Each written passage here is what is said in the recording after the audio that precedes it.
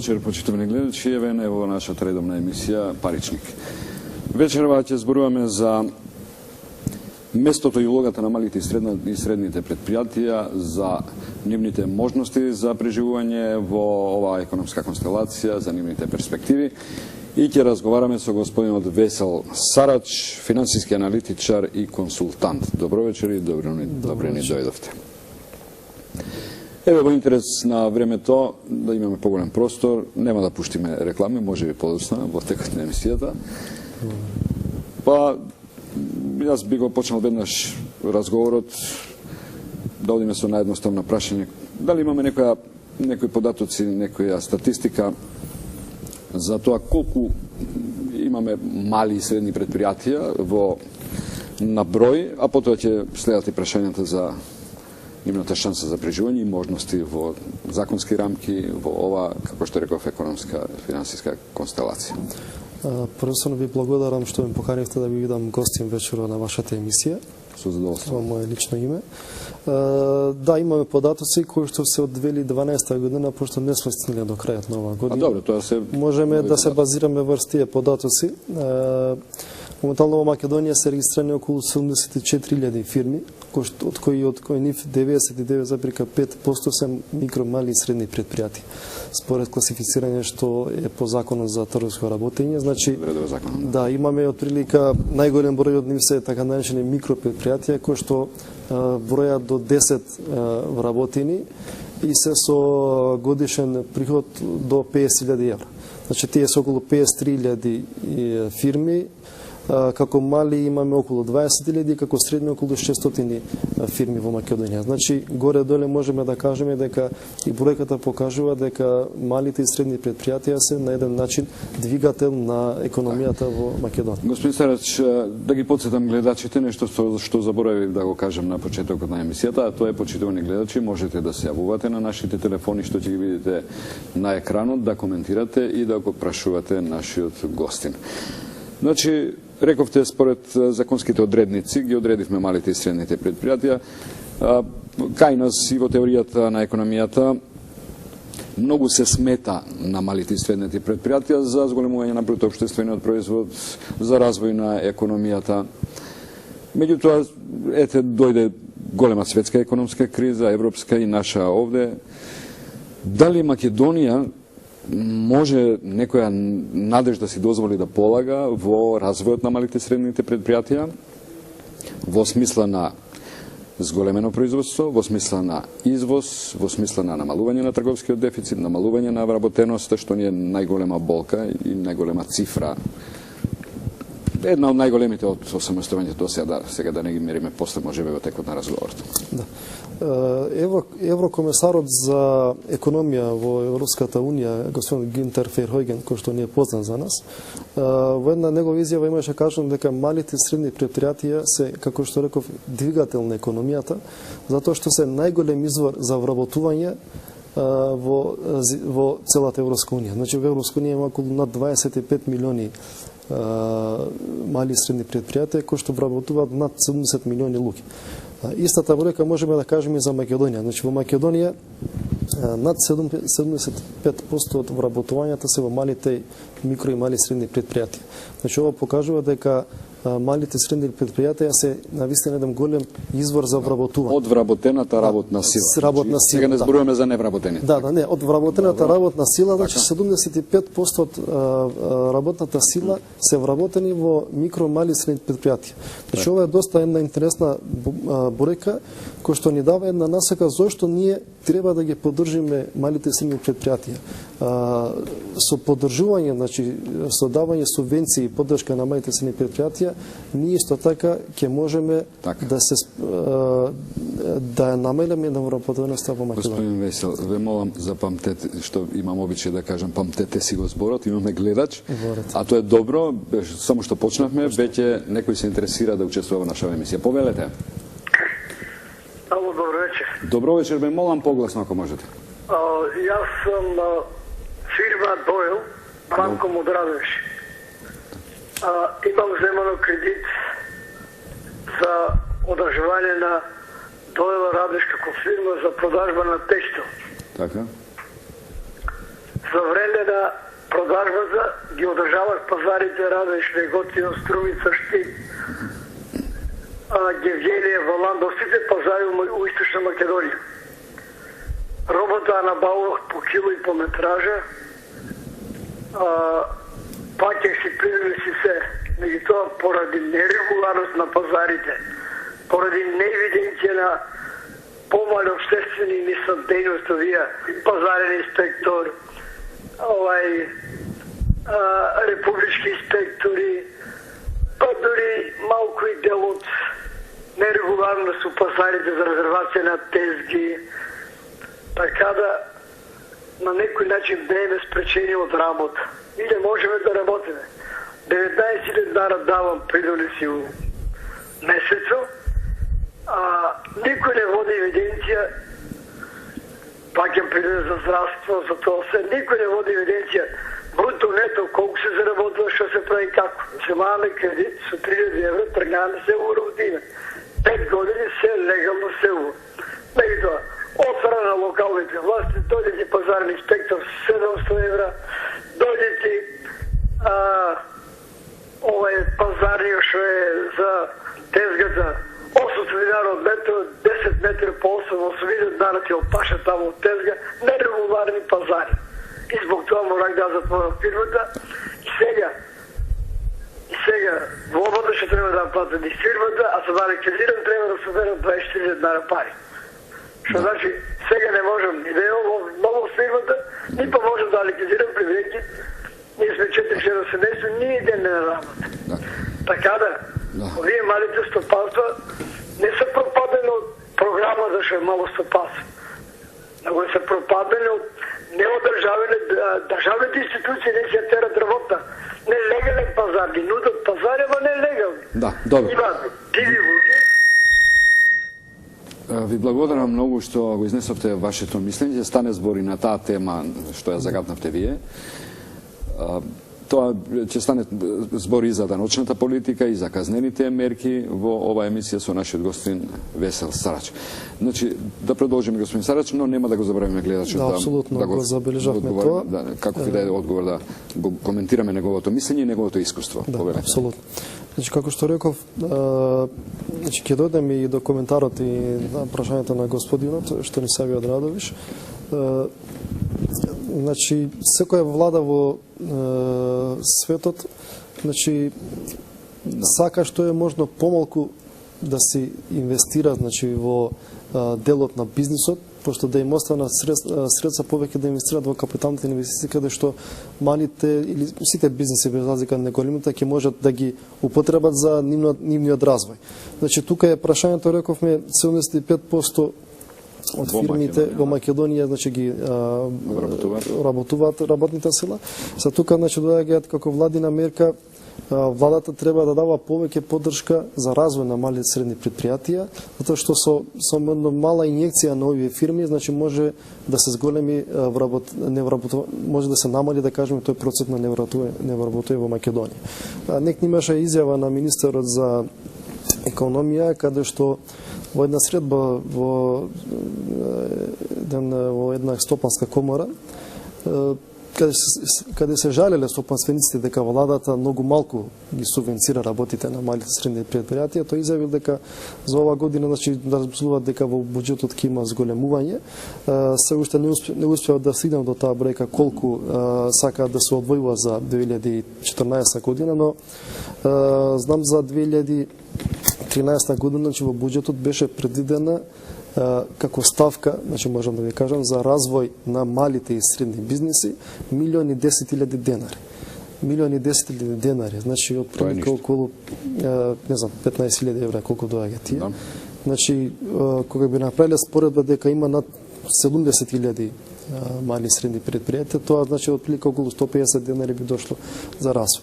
Јас во една прилика претhodниот министер што беше за економија го прашав значи за ова прашање, нели е смешна ова сума што ги одвојувате за развој на еден економски сегмент кој што еве зборуваме не само ги вработува 85% од вкупните работени, туку 60% учествуваат во вкупниот извоз на Македонија. Значи малите средни предпријатија се исто така предпријатија кои што освен што и тие заработуваат со извозот, исто така помогнуваат и земјата наша што повеќе да се представува надвор од Македонија. Тој рече, значи имаме ние кредитни линии од Европска инвестициона банка, од разни банки кои што се за поддршка на мали и средни предпријатија, кои што дадат преку Македонска банка за поддршка и развој, но за поддршка на развој, но што е жалосно. Ќе зборувам момент. Добро, вака да дефинираме, ако малите и средните предпријатија вработуваат, абсорбираат 70, односно сега од сите вработени ангажираат 75%. Дали малите и средните предпријатија со 75% учествуваат во индустријски оддел или во, како да се постави тоа прашање, во бруто домашниот производ во однос на големите фирми? Па реков, значи малите и средни предпријатија учествуваат во извозот над 60%.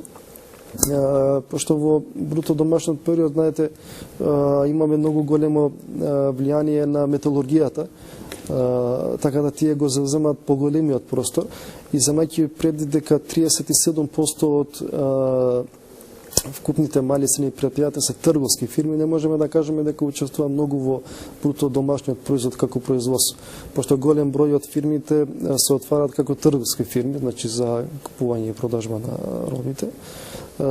Но сепак, значи, ова самата бројка дека учествуваат со 60% во вкупниот извод покажува колку е важноста на малите и средни предпријатија во Македонија. И сега да се вратиме пак на ставката за развој на малите и на средните предпријатија за буџетот. Не кажавте, вие сте анализирале дека милиони нешто денари биле предвидени за 2013, рековте така. Зашто беа предвидени тие? За развој, за каков развој, за каков вид помош на малите и на средните предпријатија? Сега вака, значи, владата првенствено има некои програми, например, како што е програмата Осмели се.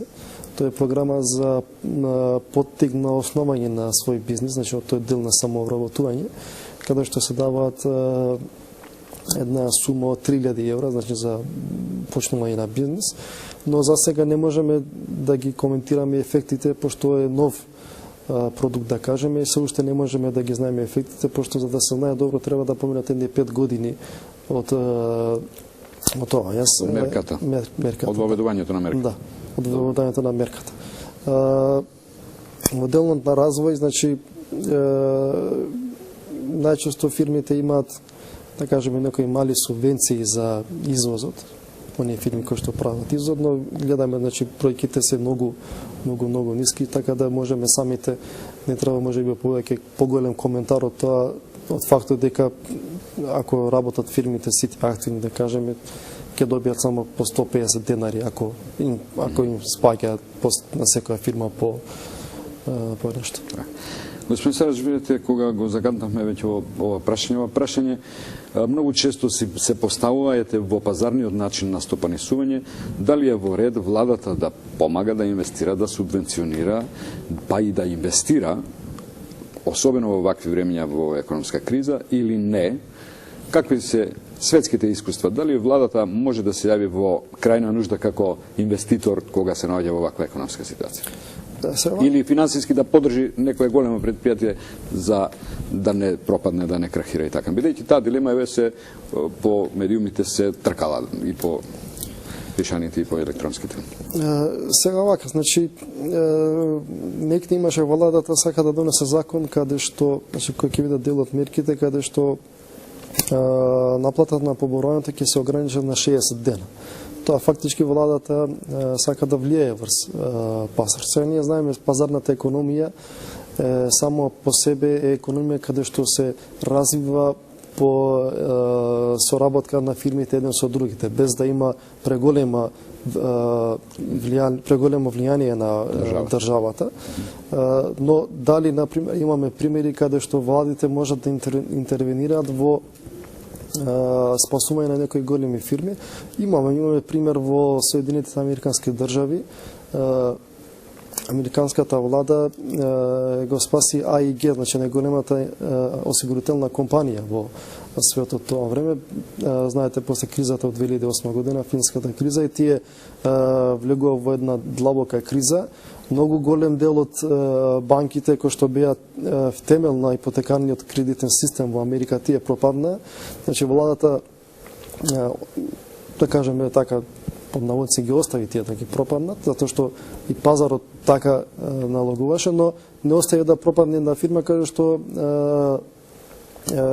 беше една од најголемите фирми за осигурување во светот. Така да тие вложи околу 85 милиони евра во фирмите. Но инаку 2008 година, че таа администрација на Буш бараше од поголемите фирми во Соединетите американски држави да влезат во делот на спасување на некои фирми, но иако добиле збор од газдите, тие никогаш, значи, не ги поддржиле. Тоа покажува дека бизнис секторот не сага премногу мешање на државата во нивната работа.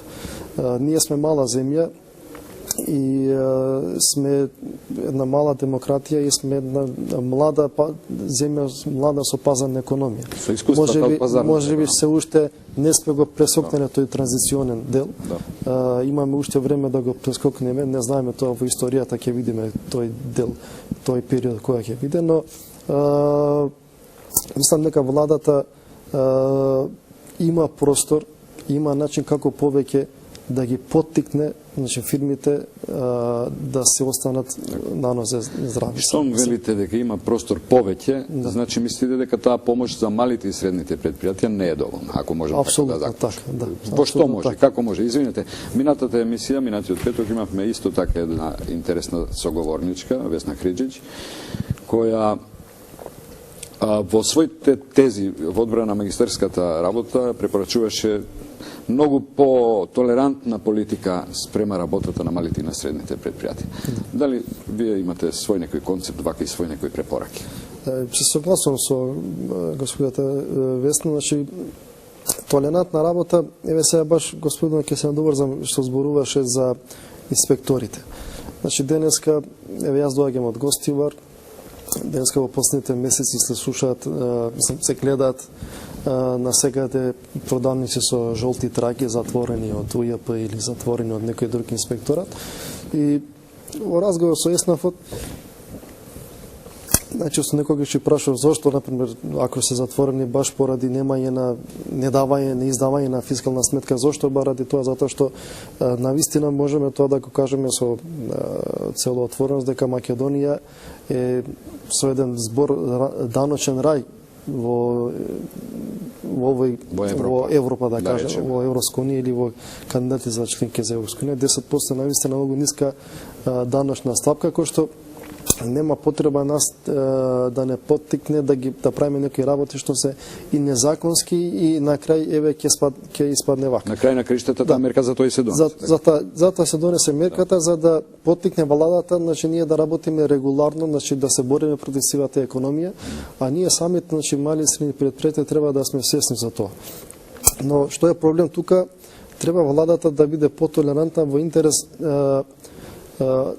треба прво превентивно, значи да ги обучува или да им дава една обука на малите и средни предпријатија во делот, да кажеме, имаше и етика во администрација, може да биде етика и во мали и средни предпријатија. Ама и не да ги казни веднаш, туку да ги опомени. Ако треба, значи во секој град, во секоја општина или регионално да се направи некои центри каде што малите и средни предпријатија ќе имат шанса да се консултираат со експерти како да ги подобруваат, да го подобрат нивното работење. Значи, што е кризата? Еве, господин рече дека не знаеме што е нето добивка, бруто добивка, колку заработуваме. Тоа е проблем голем насекаде во светот. Значи, не можеме да кажеме дека само во Македонија.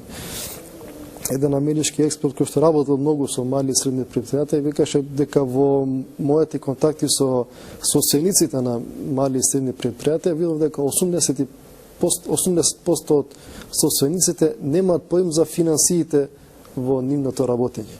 И во голема мера од целиот се, значи во првите 5 години од формирањето на фирмите, 80% од фирмите проваѓаат.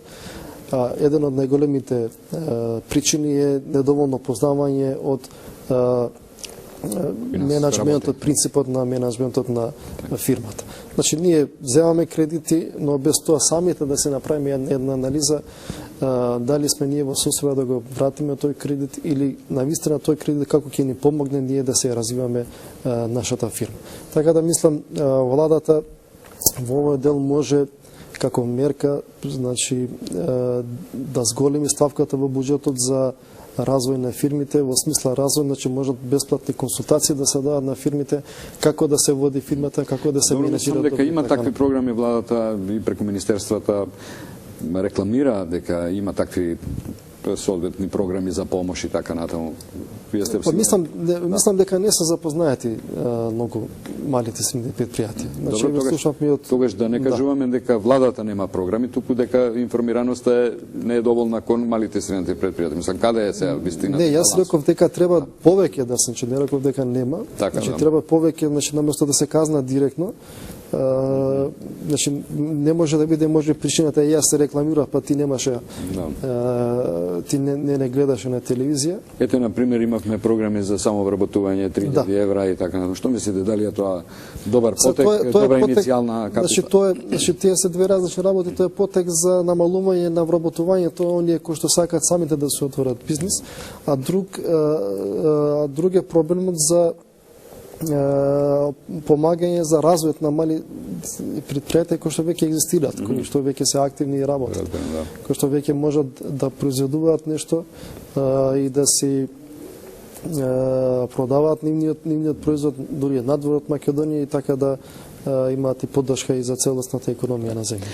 Нашиот гледач и воопшто има мислење меѓу сите стопанственици, без исклучок и на големите фирми, и на малите фирми, дека казнената политика е многу строга, дека казните се високи и дека инспекторите се ревностни. Дури има, еве да кажеме отворено, мислам се кажува тоа, не сме први што ќе го кажеме, дека инспекторите влегуваат во фирмите со налог да најдат по секоја цена недоследност во работењето за да ја спроведат високата казнена политика.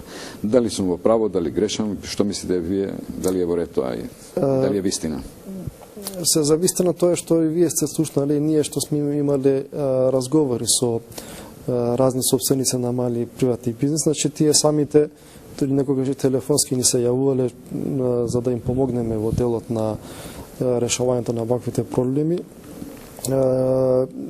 Сега не можеме ние да тврдиме дека имаат налог, пошто никој во земјата не може да тврди дека некој во министерството дека има некаков налог. Тоа ако е така е наистина жалосно за земјата. Реков, не мора писмен налог да биде. Во наводници налог може и да биде налог. Наредба ли, како да го крстиме, Вашето размислување вие само го пренесувате. Моето размислување пренесувам нешто што апсолутно што и ние сме свесни за тоа што и на нас се пренесе. Значи да има такви иници дека доаѓаат по налог за казнување, што е жалосно. Јас си викам камо Боже тие да дадат по налог за да превентира, за да им помогнат во овој дел каде што може да се решат ако има фирмите вакви слични проблеми. Са жалосно сме слушнале каде што казнувале за што наоѓале 200-300 денари повеќе на каса. Иако законот дозволува за материјални трошоци да се има 1200 денари, да кажеме, повеќе во касата, но во голем број јас лично сум имал искуство каде што и инспекторите не се познати целосно со законското работење.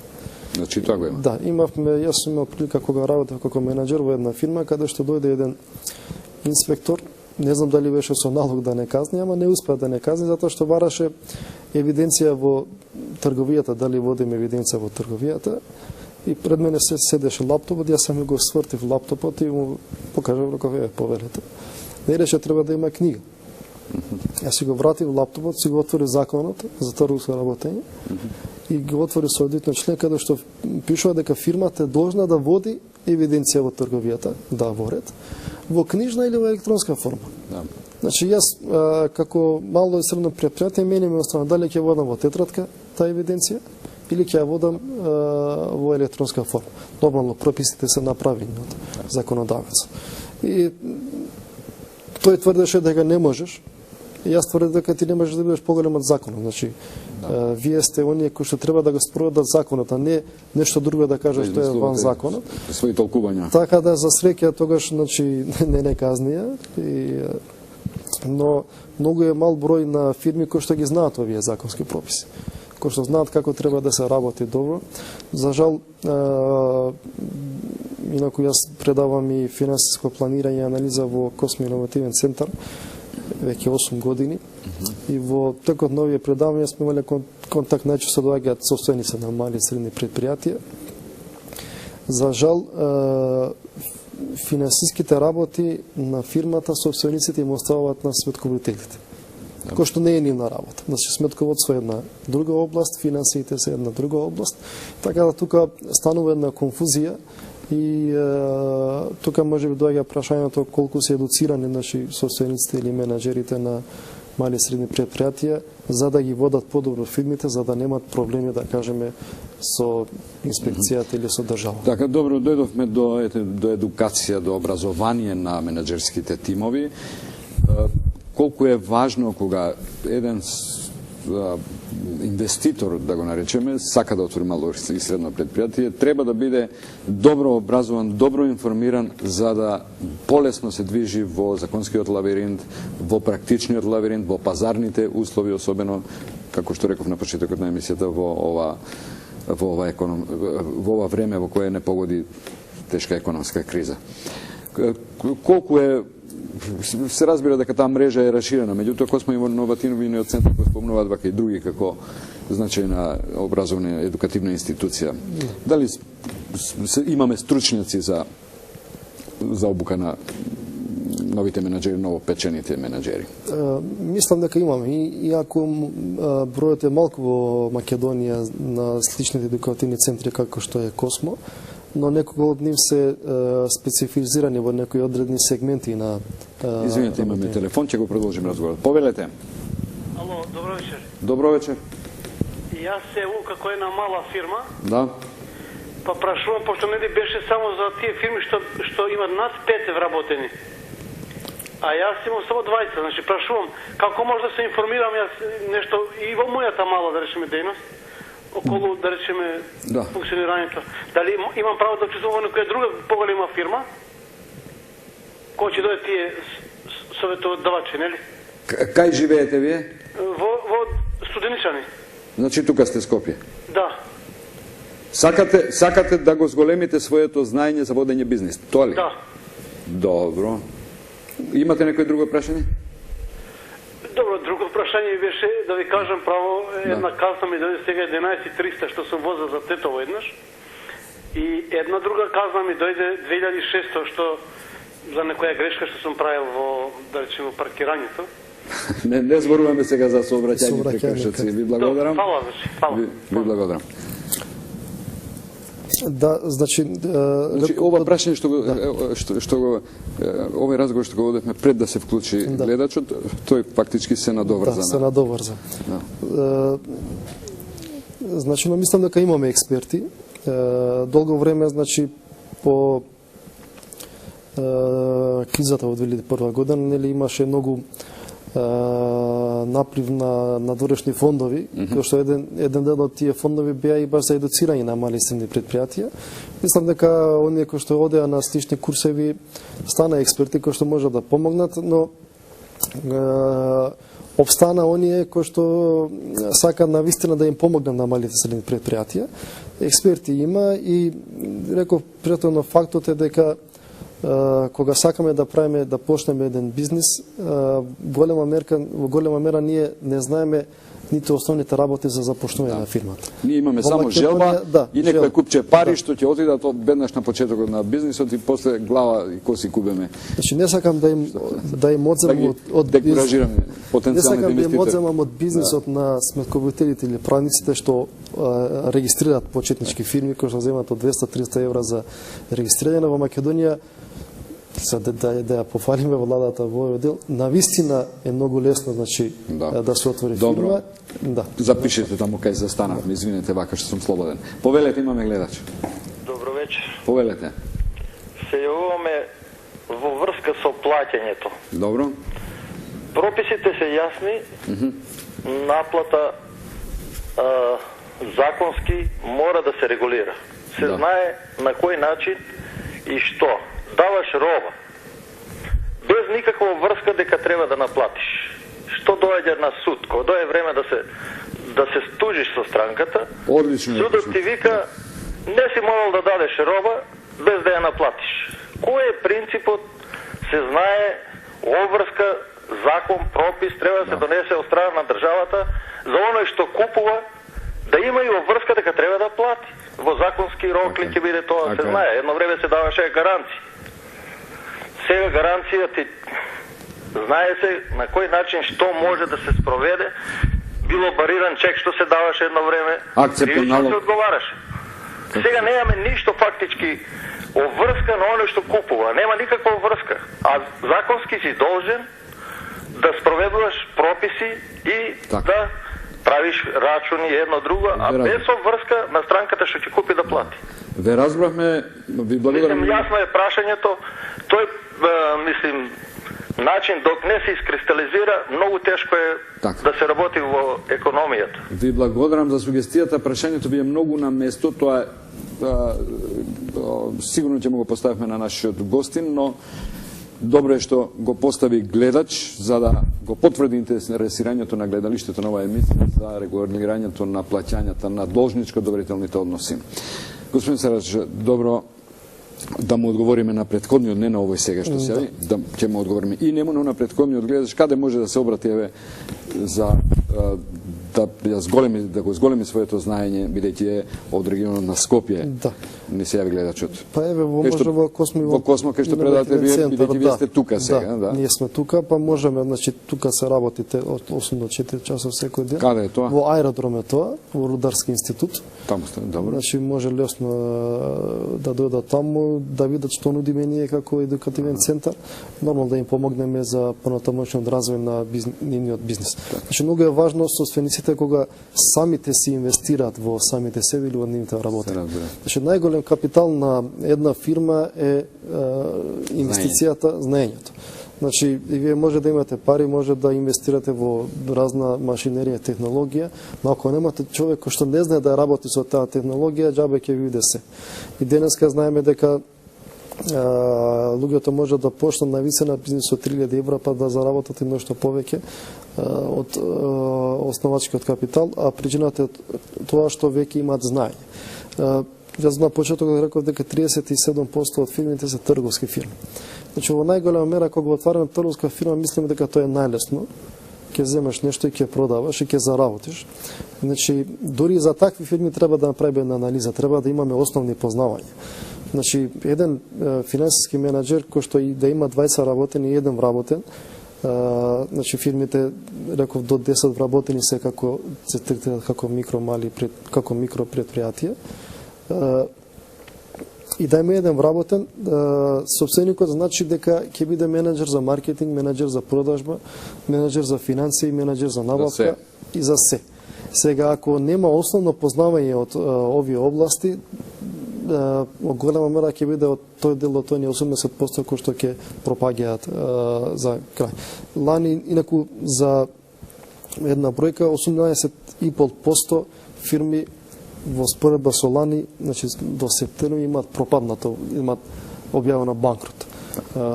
Значи повеќе ова покажува нормално дека економијата, кризата си има свое влијание, ама во најголема мера имаме, значи, примери каде што и во делот на кризата луѓето можат да успеат, а се успешни.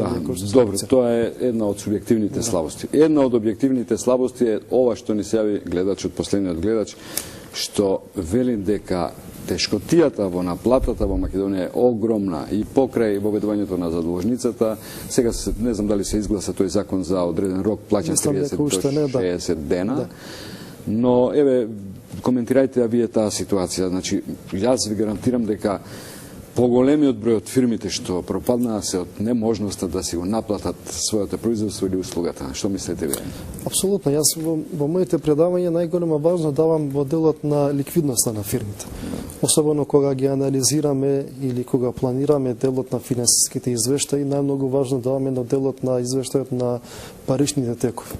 Секогаш на учесниците на курсот викам дека овој извештај е најважен во моментот, значи момент кога имаме криза, затоа што билансот на успех, или технички да кажеме, покажува успешноста на вашето работење.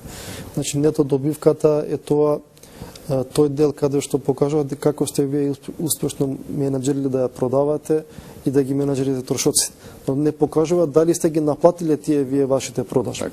Значи во делот на наплата навистина имаме проблеми. Имаше еден податок од Народна банка дека во Македонијата во просек време на наплата на поборувањето е 125 дена, што е многу висока. Што можеме да се согласиме многу со господинот. Можеме да речеме дека и среќен би бил тој што би наплатил за 125 дена. Инаку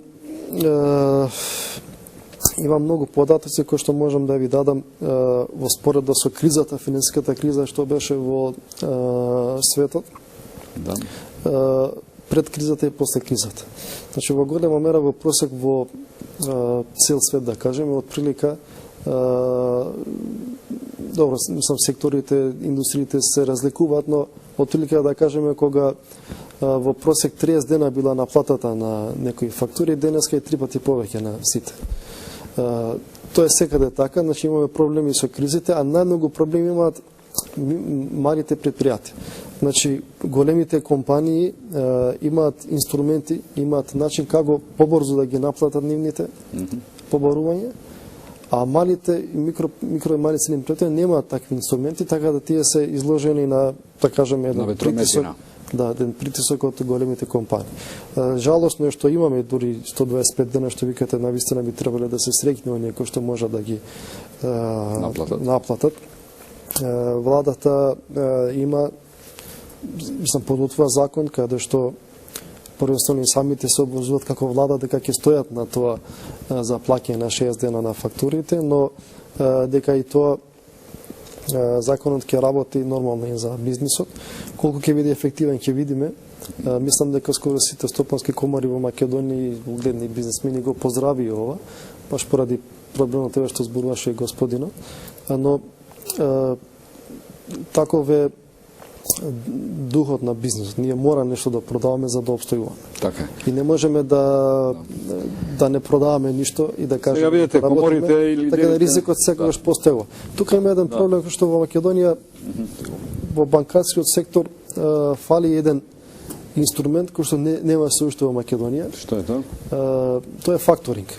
Факторинг е еден инструмент каде што банките ги купуваат поборувањата од фирмите. Да. Значи ние како фирма, доколку мислиме дека имаме проблеми со наплата на поборувањата, за еден одреден процент, значи нормално на банките ги земат, тоа им се остава на банката, ние од банките ги земаме нашите средства што се дополнителни, за сето друго се... Добро, слушнав дека звони телефонот, режија, ве молам дали имаме гледач или не? Имаме, дајте го. Повелете. Добро вечер. Добро вечер. Истиот гледач е открива Паванка Димитровски. Повелете, Димитровски. За наплатата. Имам еден жив пример со ликвидирање на Македонска банка. Ни затекна 160.000 во 2007 година.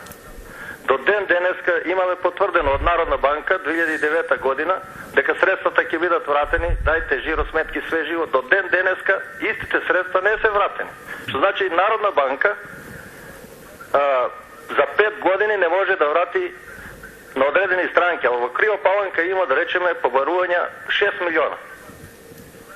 Добро. Што да ви кажам, значи, кога Народна банка не почитува плаќање и обврски што ги има преземено, таа ги има преземено обврските од Македонска банка како стечај, до денеска, значи, нема поврат на парите. Така, ви благодарам. Благодарам.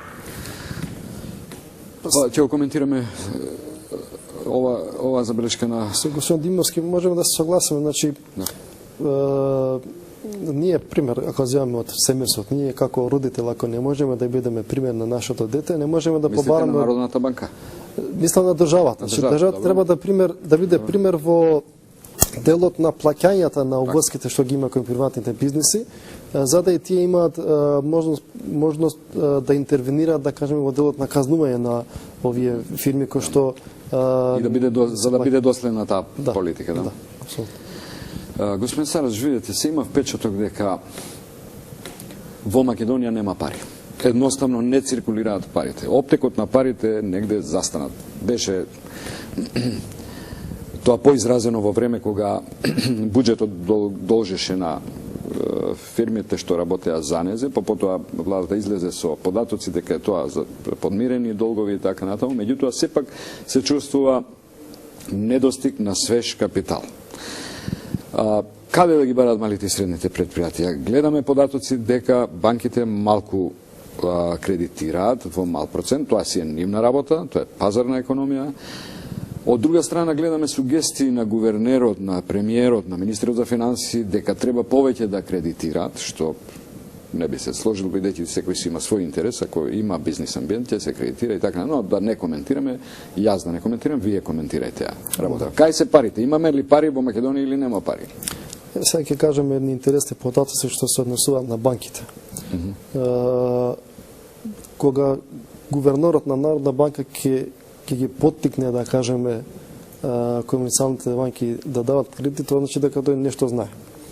Има некои податоци кои што знае и е убеден дека комерцијалните банки дека имаат пари. Дека комерцијалните банки моментално може да бидат клучни фактори за раздвижување на пазарот, за зголемување на работите на малите и средни предпријатија.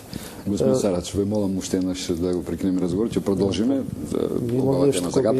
Имаме гледач, да им дадеме предност, затоа што и тарифите на операторите се многу високи, во интерес на гледачите и на нивниот паричник, како што се вика нашата емисија, да им дадеме предност. Повелете. Ве слушаме. Ало? Да, погласно. Повелете. Вака, ме интересира, сакам да вложам пари, имам пари, сакам да отворам фирма, дали има некоја агенција или тело некоја од државата, каде што можам да се обратам, каде би било да ме советуваат, каде би било можно да не би погрешил, нели, да ми дадат некој совет. Правилно. Добро. Тоа ви е прашањето. Значи, кај можете да се информирате за најдобро да ги вложите вашите пари? Тоа сакам. Така е, баш така.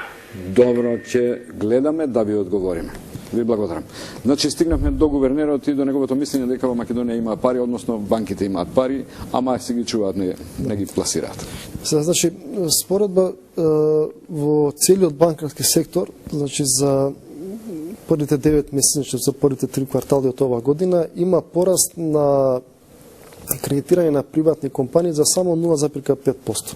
Што е многу еден мал процент. Од тоа можеме да го издвоиме само Халкбанка, кој што е прилично нова, да кажеме, во македонскиот пазар и можеби е дел од нивниот начин на таргетирање, начин на маркетинг.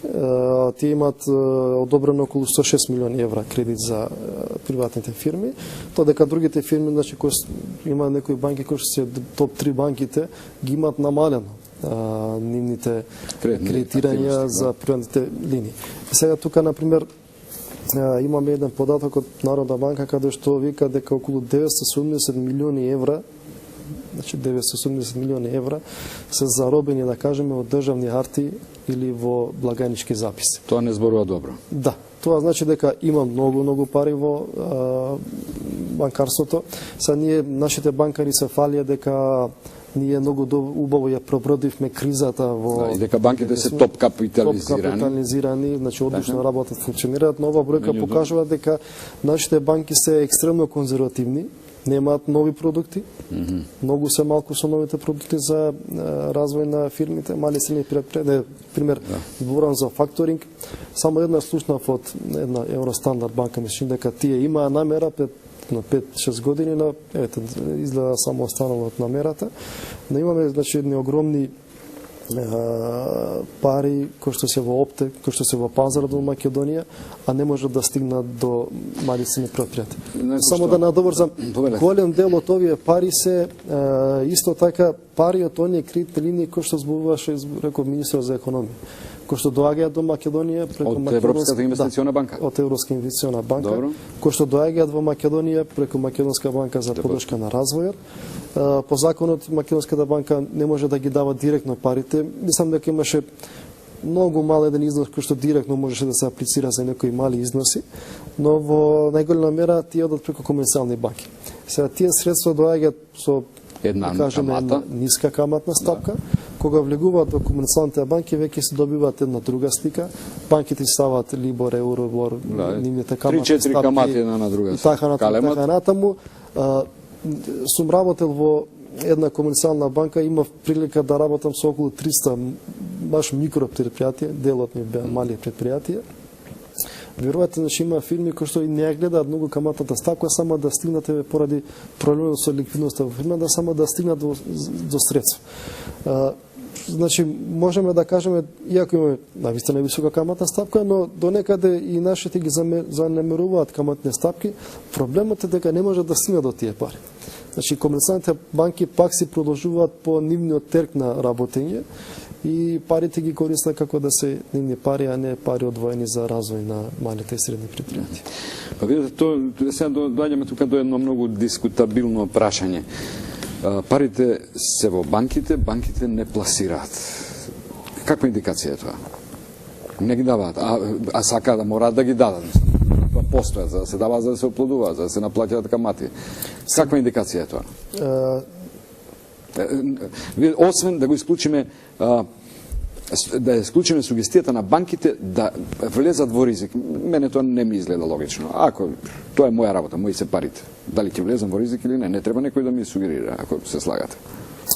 Сега апсолутно, значи комерцијални банки се комерцијални банки, тие се влезени во пазар за да заработуваат, порноставно нивниот извор се депозитите. И тие, значи, кога земат депозити од народот, им даваат збор дека ќе им дават една одредена каматна стапка во возврат, нели, за тоа што луѓето ги депонираат парите во банките и за да дават таа каматна стапка треба да ги врти тие пари, треба да ги заработи. Затоа даваат, значи, поголема е кредитната каматна стапка од депозитната каматна стапка и таа разликата е добивката на банката. Реков каква индикација тоа што штом не се пласираат пари, нешто е закочено негде. Значи, каде сега тука има еден проблем. Значи, се дали банките нешто знаат или нас не ни кажуваат, или владата нешто знае или крие. Значи, ние знаеме дека секогаш владата излегува со тоа дека сме добри во економијата, дека сме четврта земја во, значи, после Турција, Кина, не знам, во светот, четврта со пораст на економијата. Со пораст на економијата, ми се чини дека ова година очекуваат околу 3% дека ќе имаме пораст во економијата. И насекаде во светот нормално е кога ќе каже еден министер за финансии дека се очекува и дека ќе има пораст, дека имало пораст во економијата, тоа линеарно да оди и воскредитирање на така нашиот процент, предвиден процент 3,5%, а кинескиот е 11%. Да, пример. И сега директорите на банките, значи ако не знам нешто друго, ако знаат нешто што ние не знаеме, како обичен народ да кажеме, директори на банките треба тоа да го земат како сугестија од министерството и да почнат уште поресно да ги финансираат малите средни предпријатија, затоа што би кажале дека нема никаков проблем во економијата.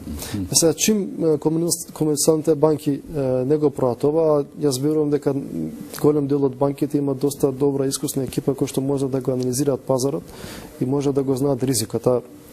Ќе даваме само една статистика пак, значи до од почетокот на ова година околу 40.000 фирма се блокирани сметките. И сега комерцијалните банки ги знаат овие бројки, како што и ние можеме да стигнеме до овие бројки, тие можат уште полесно да стигнат затоа што се блокираат преку нивните банки кои што работат. И ова покажува дека ризикот на пласирање на парите е доста висок. Сега, значи, тука проблемот доаѓа со тоа што викате вие, дали ние како приватници треба да кажеме мои се пари па не ги даваме, или наистина треба да размислуваме како што Џон Кенеди, председател покојниот на Америка, рекол: немој да ме прашаш што ќе прави државата за мене, туку ја што може да правам државата. Мислам дека е време банките веднаш да се решат нешто да прават за државата. Господин Сарач, му останавме должни на гледачот што се јави, но добро е, веројатно го задржавме неговото внимание да не гледа еден гледач плюс оваа емисија. Значи, праша господинот кај да ги вложи своите пари. Има пари, некое париче, со мака стекнато сигурно, Да. кај да ги инвестира, каде тој та ветена, да не речам, сфера или гранка во економијата во која тој може што побрзо, што полесно да ги оплоди во моментов. Односно, видите, и должни сме му да кажеме кај да се информира, веројатно. Да, значи ако сака, пошто прашуваше за како државно тело каде може да се информира за ова, Министерството за економија е надлежно за овие работи. Значи ти имаат посебни, да кажем, секретаријати кои што може да им помогнат на тоа каде може, значи тие ги имаат релевантните бројки за тоа каква е индустријата во Македонија, во кој сектор, колку е порастот на индустријата. Еве реков како што, например, 37% се трговски фирми. Да. Значи тие имаат навистина тие бројки кои што можат, ако веќе господинот нема размислувано во кој дел на бизнисот да ги инвестира парите, тие можат, значи, нив да ги консултираат, но исто така може и во Космо информативен центар ние да им помогнеме во, да кажем, во по професионален дел на тоа кај може да ги инвестира. Добро, имаме уште едно 5-6 минути од емисијата. Интересно е присуството на турскиот капитал во Македонија. Турците имаат големи фирми, аеродромот го изградија, инвестира, потоа овој Джевери Холдинг сега што ги изгради високите кули, мощни, атрактивни, веќе почнаа да се продаваат станови. Имаме Сведмилк, Суташ, Да, сведно. Халбанка, рековте, болницата за очи во Ѓорче Петров, таму во комши кај мене, Рамстори, така натаму. Да. Што е интересот на турскиот капитал што е толку присутен во Македонија, за разлика од некои големи светски страни од кои се надеваме дека ќе потечат овде инвестиции, но сите податоци покажуваат дека сме последни по странски инвестиции во регионот. Но турците ете како седмали која е светска економска сила веќе во развој, се присутни, бајги тука добро се имаат етаблирано. Да. Сега во последно време, значи, тоа беше една од темите кои се разговара во Македонија, во регионот или во Европска унија, зашто Турција инвестира во регионот, особено и во Македонија, ги спомнати, значи, тие се дел од инвестициите. Дали има некоја позадина политичка од тоа? Јас можам искрено да кажам, како припадник на турска национална заедница, како човек кој што има студирано во Турција, така Турција и каснеше со инвестициите во Македонија. Значи првите години кога во Македонија се приватизира голем број компании, Турција не беше присутна затоа што економски не беше доста јака. Сега причината е затоа што зашто сега баш во последните 5 години Турција инвестира, затоа што сите сме свесни дека последните 10 години има еден бум во порастот на економијата. И после Кина, Турција е втора земја со најголем процент на пораст на бруто домашниот производ. Значи нема никаква политичка позадина, туку баш напротив има економска позадина. Значи турските фирми веќе сакаат нови пазари, сакаат да влезат во нови пазари. Македонија е навистина блиска со Турција и географски и историски. И тие Македонија гледаат, значи, како нивна земја, да кажем, и сакаат да инвестират, да се заработат тука, а со нивното инвестирање, значи, со нивното доаѓаат и нивниот ноу-хау систем, значи, знаењето за менаџментот, кој што ние сме многу далеко од тоа и кој што треба да се срекни, кој што ќе имаме прилика ние да се вработиме во нивните фирми и да ги научиме менаџментот како се прави и како се експанзира во светот.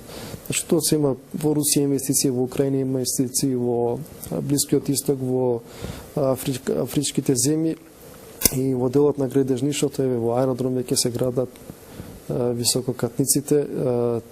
Тие се, можам да кажам, број 2 во светот, во секторот после Кина, исто така во овој дел. И баш во еден разговор со еден од градиниците, тој вика дека ние со нашето доаѓање ќе ги промениме законите во Македонија затоа што доаѓаме со некои стандарди кои се повисоки дури од европските стандарди. Господин Сарач, уште едно, многу кратко, ако би ве молел да прашање да одговорите. Значи, навистина Турција има голем процент на пораст на бруто општествениот производ, цифри 7-8, колку што сум читал и така натаму годишно. Дали можете со две реченици, која е тајната на успехот? Извинете, дотолку повеќе што е вакви земји како нас, и регионот се бориме за 1, за 2%, за 3% и се фалиме дека сме проектирале 3,5% пораст на бруто општествениот производ, што е многу мал процент, да признаеме. Сега вака, значи, нормално Турција не почна се одеднаш, туку почетокот можеме да го вратиме до покојниот писател Тургут Озал, каде што во првата негова надворешна посета од земјата во авионот зел 200 бизнисмени. И рекол, јас ќе останам пример 2 дена во таа земја, во една напредна земја, да кажеме, во Европа или во Америка. Ваша работа е да се шетате низ сите фирми, да видите како работат тие, кои ќе се вратите во Турција, искате да ги работите и ние ќе ја поддржиме. Значи така почна, во кажам околу 30 години, 83-та година тој дојде на власт. И денеска, значи за овие 30 години, а многу е важно и делот кога е моментално владеачката партија на Турција во власт, тие кога дојда на власт, се прва партија после долго години кои се сами на власт, без коалиционо владење, и тоа, значи, голем број на експерти вика дека има големо влијание врз економскиот развој, затоа што можат лесно да ги донесуваат некои одлуки без да се консултираат, да кажеме, со коалициони партнери, и навистина дават особено за извозот, државата дава доста субвенции, не ги наплатуваат, например, данокот за додадена вредност за извод од земјата. Така. Господин Сарач, ви благодарам многу за интересниот разговор. Јас благодарам што ме поканивте уште еднаш. Ви благодарам за интересот што го предизвика вашето присуство во емисијата меѓу нашите гледачи. Вака, бидејќи сте интересен соговорник, ќе си земам за право и во догледен период да ве поканам пак во емисијата да разговараме за слични теми. Сегаш сум спремен за вас. Ви благодарам, ви пожелам успех во вашата работа, почитувани гледачи, ви благодарам што не следевте и што се јавивте, што се интересиравте за нашата тема. Ќе се видиме следниот петок во вообичаениот термин. Ви благодарам, пријатно и до гледање.